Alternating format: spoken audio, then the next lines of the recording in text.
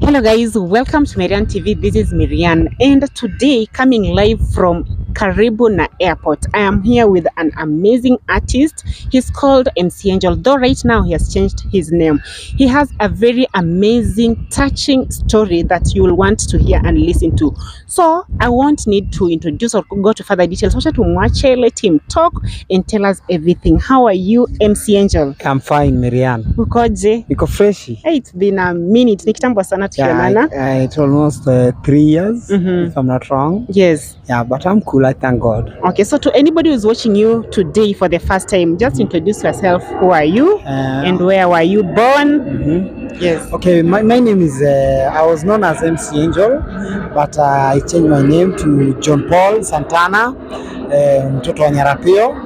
And I'm a guy who was born in Migori land, in the hospital called Ombo. So I didn't grow up in Migori, I grew up in Nakuru. My childhood I schooled in Nakuru. Then 2009 I came to Nairobi. And I can say I'm the only guy who have walked from Nakuru to Kikope by foot. Sawa, umetupeleka mbio sana. Let us go back to where you are born from. All right. So I understand you have a very touching story, and it's a story that can inspire anyone who is listening out there, ama who feels like it is the end of the world for them or for whatever they're going through. So maybe if you can just tell us where exactly you were born. You've told us I was born in Migori. In Migori. Yeah. So okay, so tell us how was the bringing up, kutoka kuzaliwa, kusoma na kila kitu? Okay, first what I can recall, I was living with my grandma. Then my grandma took me to my aunt, who she was called Maria. I was living in a place called Ahero. Ahero is a small town on your way to Kisumu. Yeah, so I started my school there. Then I think some years there I was taken to my mom, now Nyarapio. So I lived with her kidogo in Nakuru. After that I found myself to a street, like I was a street boy, because there is a reason why I found myself in the street. Yes, there is a reason why I found myself in the street. So that's a story that my mom, I came to realize that the father that I need, like a man who got married to my mom, he was not my real dad. So I started feeling like I don't belong to that family. So I decided to go to street. But in good luck, and that's the reason I called myself Angel. When I was in street, I found those good Samaritans who again picked me and took me to a children's home in Nakuru, in those area called Langalanga. So when I was in that home, that's where I was took back to school. I went to Kenyatta Primary. Then after my primary level, I went to Mustard Seed.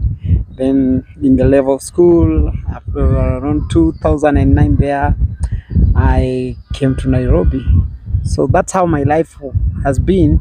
But before that, because there is a place I touched, I'm the only guy I think I've walked from Nakuru to Kikope.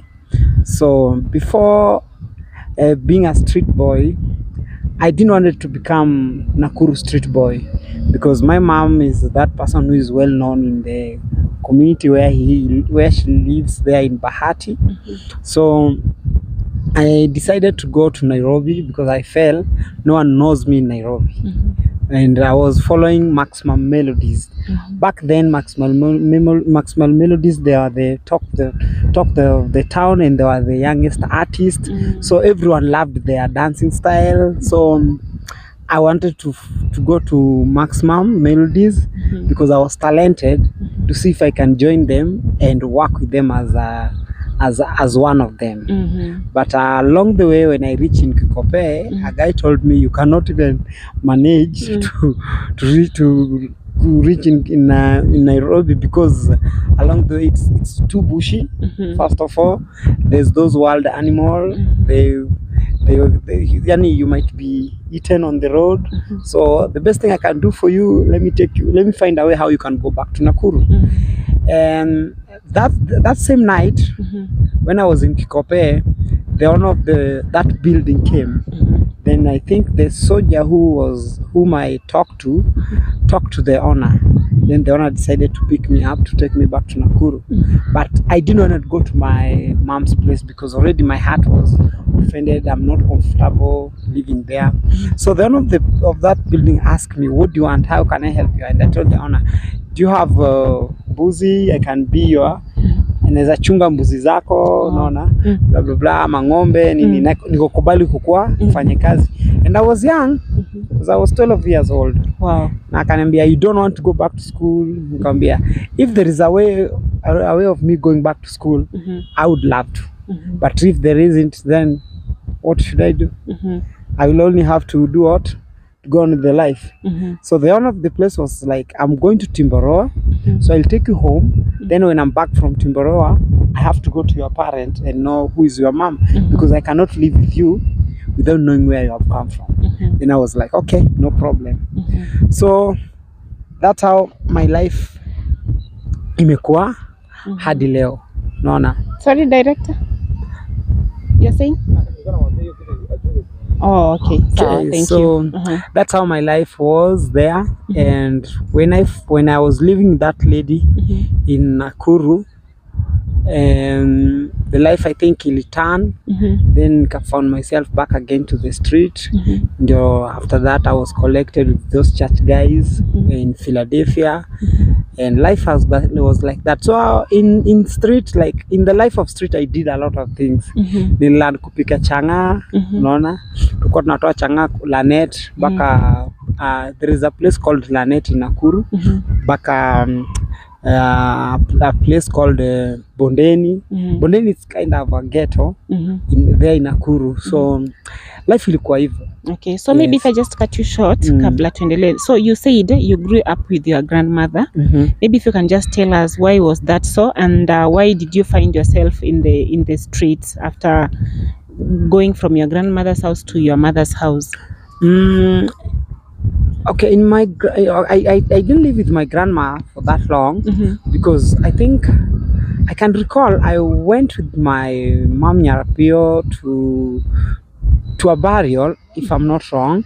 Then I was left there. Then after that,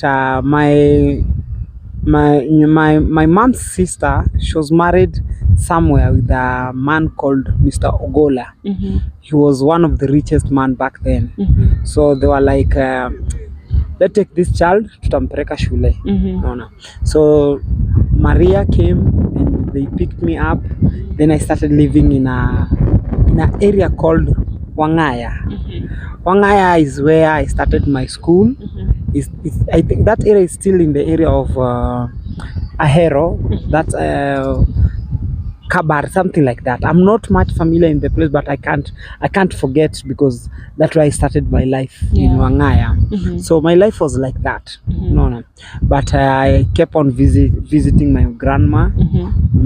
Back at the time she passed back 2017. Yes. So life has been like that anyway. I'm that guy who has come from scratch to who I am today.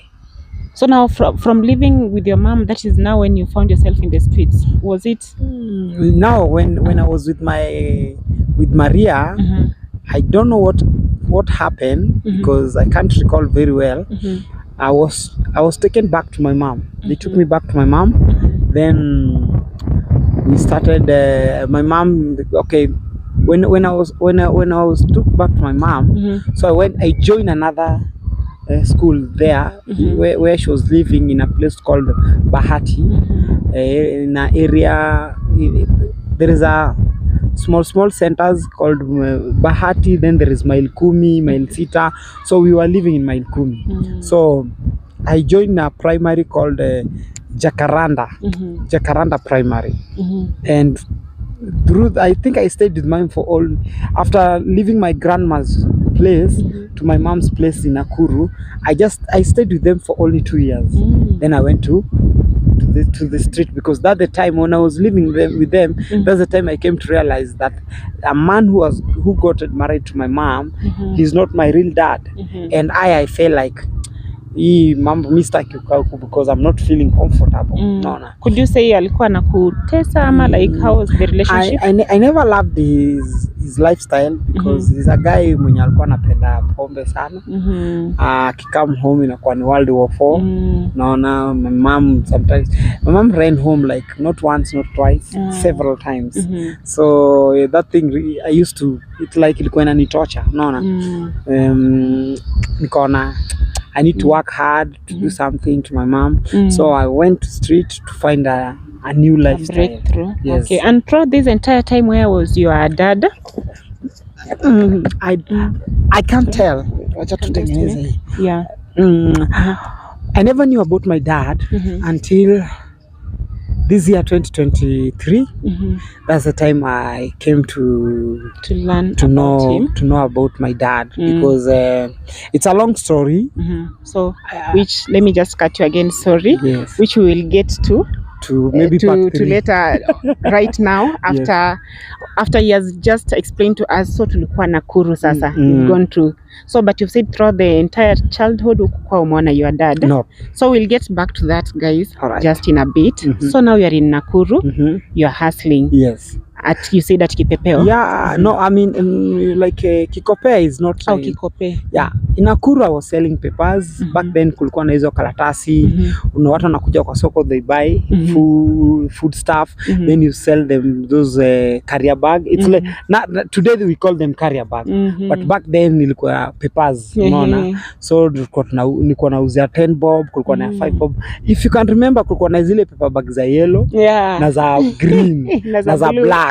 Unaona, so those the things that we used to go to a shop, we take them in wholesale, then we sell them there. Ukimaliza unaenda tena unachukua zingine, so unapata at the end of the day unabaki na kitu kama 300.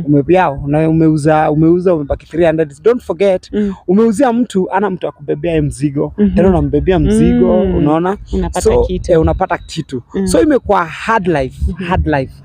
Unaona, but life was so sweet because at least I could got something, and I can say I was very, very lucky because in that life, yes, my friends, some of them. Sorry guys, we're just near the airport. Yeah, there's a plane passing. Hopefully it is not in the Nini.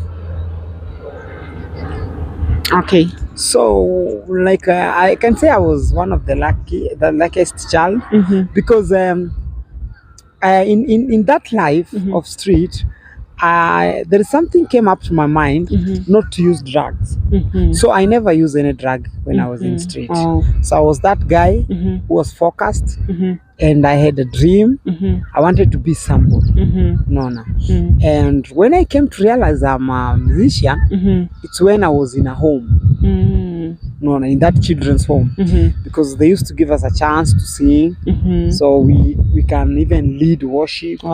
We can lead praise and worship. So sometimes when visitors comes, they call you guys, you perform to them.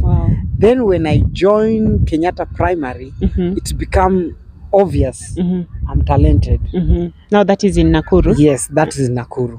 So in the parade, I was the only guy. I was the only child the teachers could call to sing for the parents.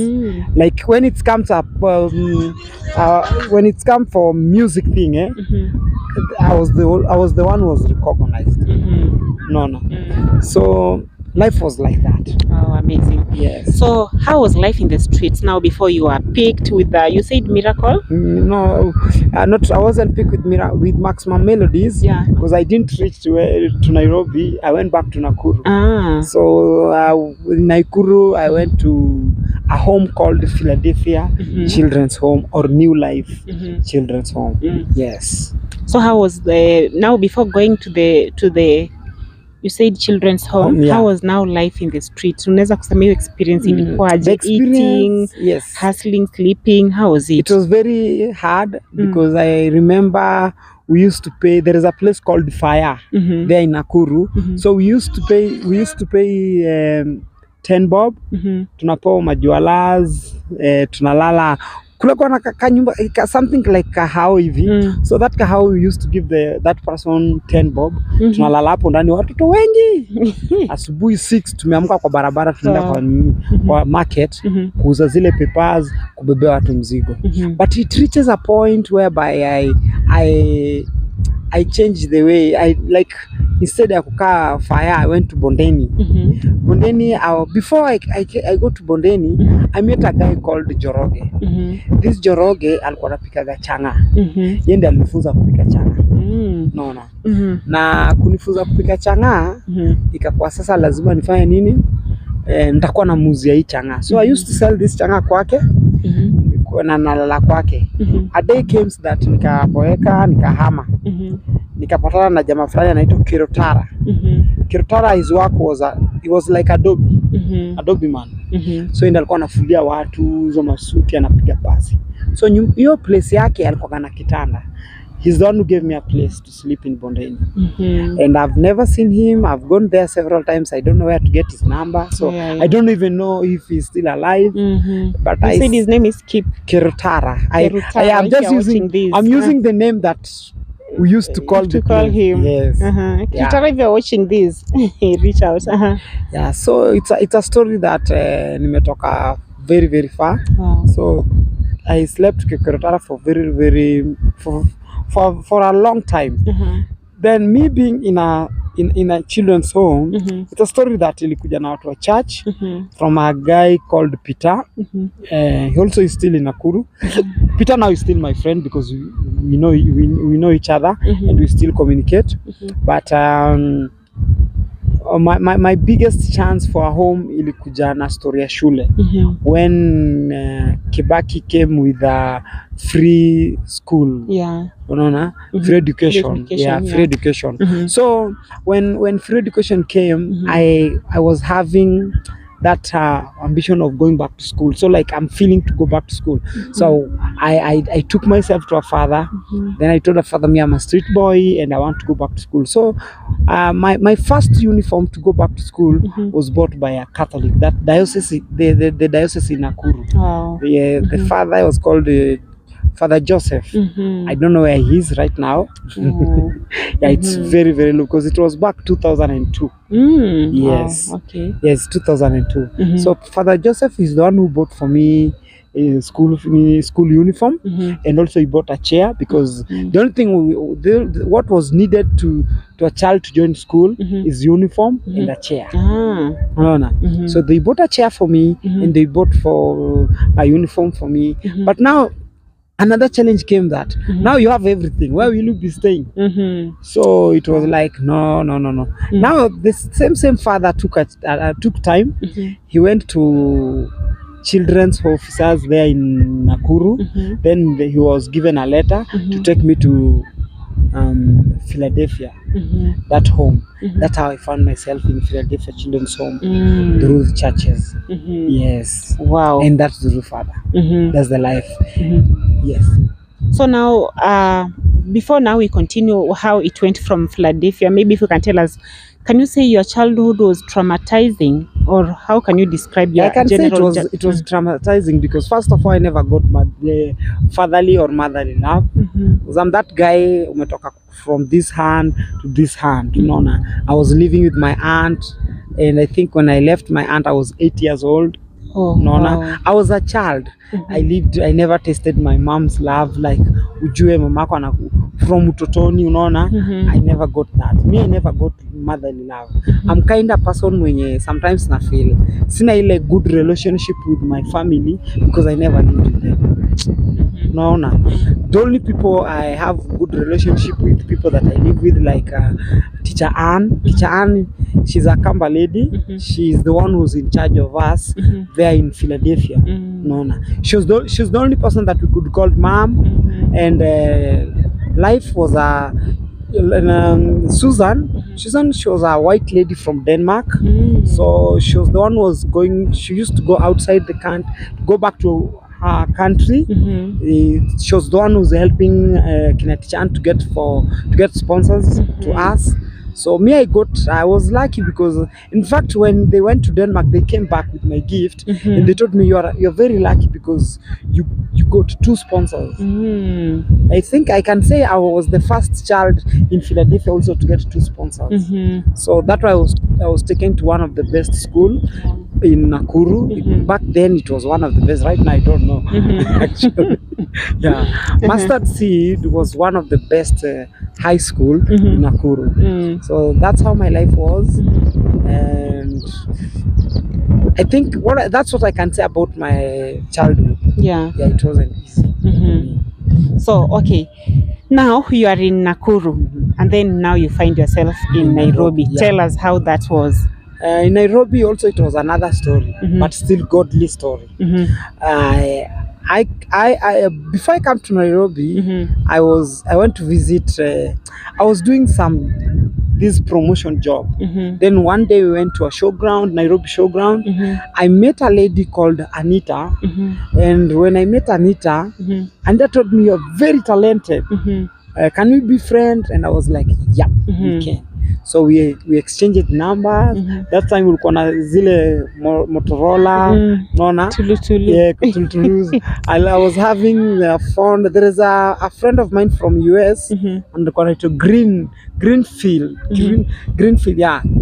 She gave me, when she was going back to US, she gave me a phone called Sendo. I remember that phone. Yes, that phone. So at least I could have a phone back then. Then I exchanged my number with Anita.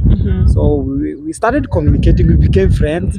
So one day Anita told me, "Why can't you come to Nairobi and see if you can get a job? Because the kind of thing you're doing, it can pay you well in Nairobi." And I was like, "Really?" And she was like, "Yeah." And me, I was like, "Now, okay, coming to Nairobi is not a problem because I can afford to come to Nairobi. But whom will I live with? I don't have any relative in Nairobi. I don't have anyone that I know in Nairobi." Then Anita was like, "Come, I will talk to my dad. We will host you." And I was like, "Okay, are you sure?" Then she was like, "Yeah, come." Okay. On April 2009, it was during Easter time. I packed my luggage. Kijana, I'm coming to Nairobi. I think back then barabara bado ilikuwa 209, bado barabara ilikuwa single way.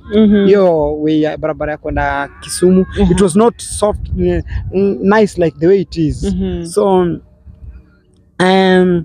I packed my things, nikapanda basi pale Nakuru.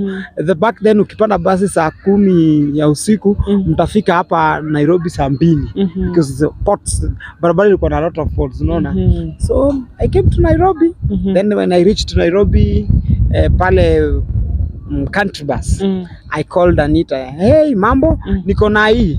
Anita was like, "Oh, umefika?" Nikamwambia, "So you do this, hebu tafuta 1960. I don't know gari za 1960 zinaenda wapi. Mimi nikapanda natafuta gari namba 1960. Nikapata namba 1960, kumbe zinaenda Kayole. That when I knew 1960 za Kayole. Then nikamwambia Anita, "Niko kwa gari, nishukie wapi?" Remember hapo inaelekea saa 4 saa 5. Anita akaniambia, "Shukia place inaitwa Kona." Then I was like, "Okay, fine." Nikaambia conductor, usinipitishe, make sure umenishukisha wapi? Kona. Yes.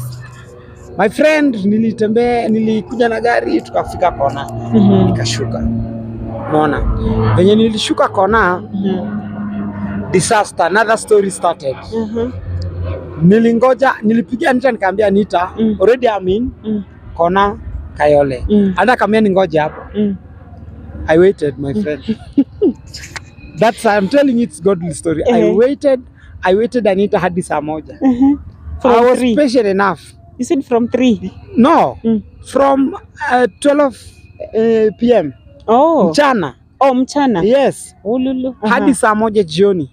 I was still waiting for Anita. The last call yenye nilimake, simu yake ilikuwa mteja.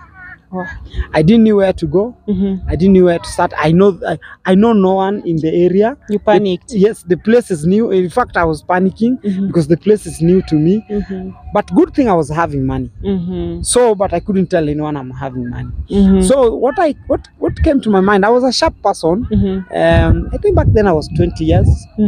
So what came to my mind, I looked for a room because I can afford to pay. Then nikaona msee akipita, nikamwambia niaje buda, unaweza nisaidia kupata guest juu mimi nimekuja huku na mwenye nilikuwa nakuja kuona simu yake iko off na nasikia nimechoka, niko na usingizi sana. Akaanza the good thing akwa mkora, unajua kuna wale wengine mkora. True. So akanitembeza ya kwanza, nikaona ni expensive kidogo, nikaachana nayo. Tukaenda ya pili. Ya pili ilikuwa na pub fulani. Sasa in Nakuru, I did a promotion with some people ya Safaricom kwa shop yao, wale walikuwa wametuma promo. Nikiingia hivi kwa hiyo club na wapata wanakunywa pombe hapo. Ndio wananiambia DJ, what are you doing in Nairobi? Then I'm like, manze mimi hata nimekuja kutafuta msee na venye nimepata hata simu yake kwa mteja. Wakaniambia DJ, you cannot pay nini room na tuko na nyumba, twende lale kwetu. That I'm telling you, kukuja kwangu Nairobi ilikuwa God's plan na akanihold, even though venye Mungu alinihold first. Nikalala kwa wase for 3 days. The third day wakasema, hey, you know our uncle ndiye anatusaidia kulipa hii rent na nakam kesho, so akikupata pita kwa disaster ni nini unaweza jipanga bro. Sasa another story ilianzia hapo sasa. So na through that entire time bado uko umekutana na Anita bado? Sijapatana na Anita bado. Hajashika simu. Na Anita hajashika simu. Na saa in these 3 days brain yangu iko like, should I go back to Nakuru? Yes, I can go back to Nakuru because I'm used to Nakuru. I know all corners of Nakuru. Or should I remain to Nairobi? And if I remain to Nairobi, how will I start a life? Nona, right now I have accommodation for only 24 hours, for some hours. Nona, how will I start a life?